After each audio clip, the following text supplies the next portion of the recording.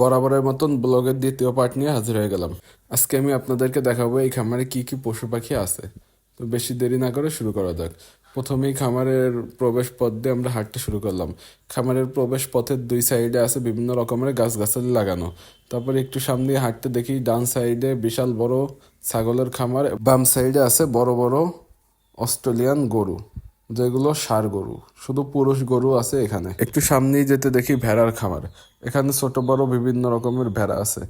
তাদের কাছ থেকে জানতে পারি যে তারা এই ভেড়ার পশমগুলো বিক্রি করে। আর এখানে আছে অনেকগুলো চীন হাঁস।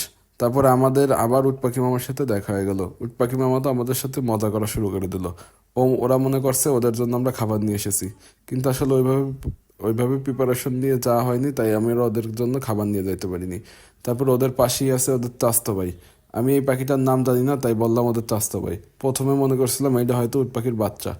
তারপরেই আছে হরিণ। হরিণ এই সাইডে ভালো করে দেখা যাচ্ছিল না, তাই একটু জুম করে নিলাম। তারপর হরিণের পাশেই আছে বিভিন্ন রকমের পাখি। এই পাখিগুলোর নাম জানি না। আপনারা যদি জেনে থাকেন তাহলে আমাকে কমেন্ট বক্সে জানিয়ে দেবেন।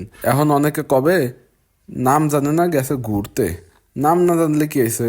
আমি ঘুরতেছি, দেখতেছি, দেখার পরেই তো নাম জানতে পারবো না। এরপরে দেখি এরা এখানে সুইমিং করতেছে।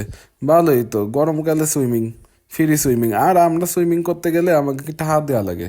এখন দেখি এরা ভালোই এখানে সুইমিং করতেছে, আর আরেকজন পাছা খান ঘুরাই দিয়ে ওইদিকে ঘুরতেছে। আর এখানে দেখি এইটা কি পাখি, এইটারও নাম জানি না। আপনারা যদি যাই না থাকেন আমার কমেন্ট বক্সে জানাই দিয়েন, বুঝছেন? নাম না জানি গেছি ঘুরতে। আর এইটা হয়তো তিত মুরগি, এই যে একটার নাম জানছি, এই তো হয়েছে। আর এইগুলো হলো টার্কি মুরগি। এখানে দেখি অনেকগুলো টার্কি মুরগি আছে। আর এই গোড়া মামাকায় আমার কি সহেদাহ না, এর দেখছি সবার প্রথমেই, কিন্তু ওর কথা কইতে মনে নেই। আরে এরপরে দেখি খরগোশ ভালোই এখানে শয়তানি করতেছে। পরে কি করবো, দিছি ঘাস একখান উঠে খাইতে, বা খা, ভালো করে খা।